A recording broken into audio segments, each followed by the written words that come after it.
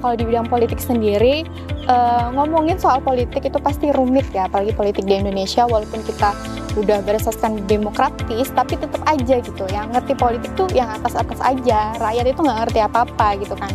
Jadi ya menurut saya ya politik ini bakal semakin rumit gitu, apalagi dengan wacana-wacana politik dinasti kayak gitu. Jadi untuk masalah politik Indonesia akan semakin rumit. Untuk masalah ekonomi sendiri, kalau misalkan kita sebenarnya pemerintah itu sudah melakukan tindakan-tindakan atau kebijakan-kebijakan yang mengarahkan kita untuk ke ekonomi kita lebih baik.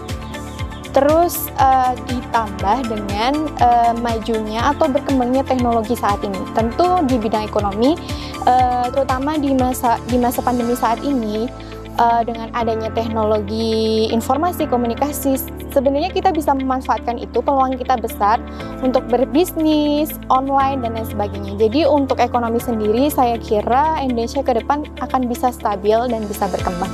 Untuk kelestarian lingkungan sendiri, kebijakan pemerintah juga udah ada, tinggal kita sebagai masyarakat sadar enggak akan kelestarian lingkungan kita. Seperti kita kayak mulai dari hal kecil saja, ketika kita belanja, kita bawa kantong sendiri kayak gitu. Kalau misalkan itu semua sudah kita terapkan ke diri kita ataupun di lingkungan sekitar kita, tentu Indonesia akan lestari dan indah.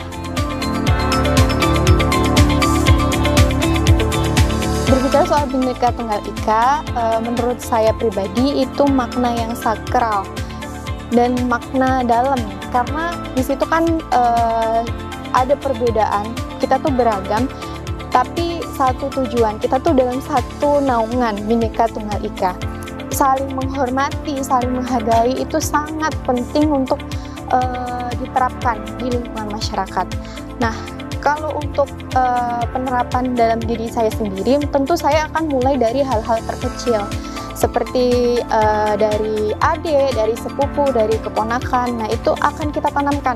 Sebenarnya kita tuh beda satu tuh gimana sih, kayak gitu. Kalau untuk keluarga sendiri, kita bisa mulai dari anggota keluarga terlebih dahulu ya. Kita kalau misalkan sebuah hak dan kewajiban dalam sebuah keluarga itu sama. Jadi yang bisa kita kerjakan ya kita kerjakan. Kalau kita bisa mengerjakan sendiri ya kita kerjakan sendiri. Kalau kita mau hak kita ya kita harus melakukan kewajiban itu gitu. Jadi semua yang ada di anggota keluarga tersebut sama. Kayak gitu sih, lebih ke nilai situ. Nah, nanti dari keluarga sudah mantap gitu antara pemahaman hak dan kewajiban itu sama, dan nanti kan bisa tertular ke tetangga, ke lingkungan yang lebih luas, RT, RW dan sebagainya.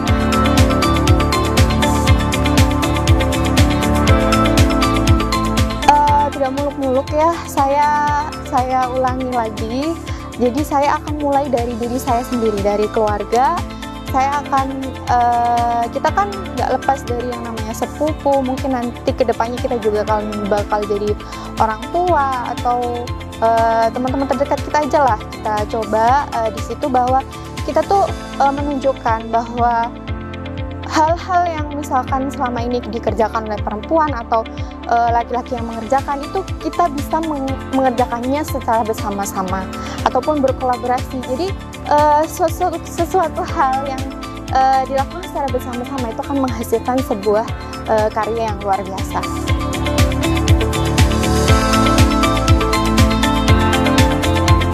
Singkat saja, jadilah manusia yang bermanfaat dimanapun. Walaupun kita sebagai perempuan jangan mau gerak kita terbatas seperti itu. Jadi selalu bermanfaat, selalu siap akan tantangan apapun dan dimanapun itu.